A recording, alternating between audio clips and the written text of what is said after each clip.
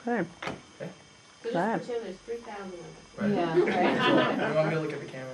You do whatever you want. No. Alright. Oh, look Do at you have that. enough room? You You want do to natural. move in? Okay. So this poem I wrote for Poetry Slam.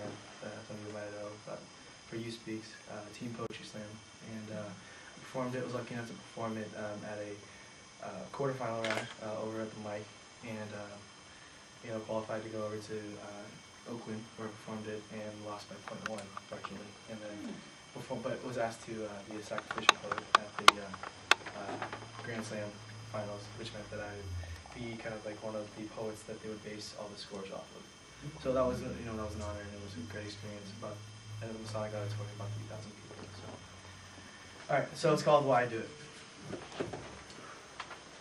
Every morning, I walk into a campus of privilege. Like a tourist in a foreign village, I know my life is not the same.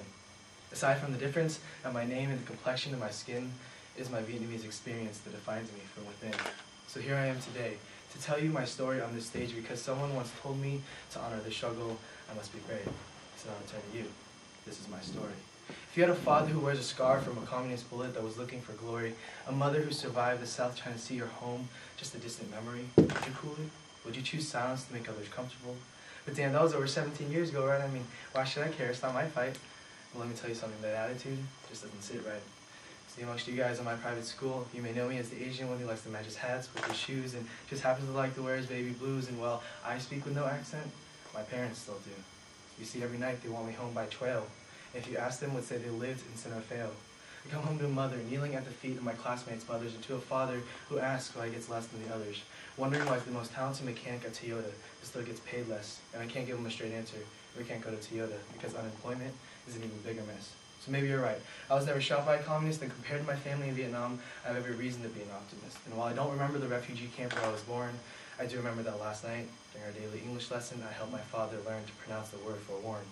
Over the years, I've learned to take pride in my experience because it makes me stronger. No longer am I ashamed of my parents' tears, but proud that they've achieved the American dream after all these years. So now can you see why I do it? You see, my father is not a mechanic with broken English to me. He's the best mechanic, and I'd like to add one with an AS auto degree. My mother does not just do the meanest manicure and pedicure, but if you asked her, could tell you her monthly aggregate expenditure.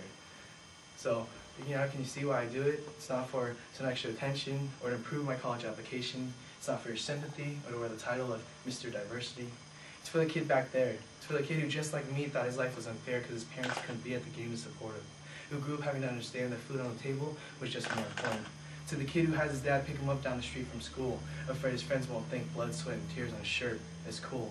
To that kid, I want you to be proud and to live your life out loud. Honor the struggle of your parents because your life will be so much better. So maybe one day I can join you on the stage and we can share our story together. Thank you.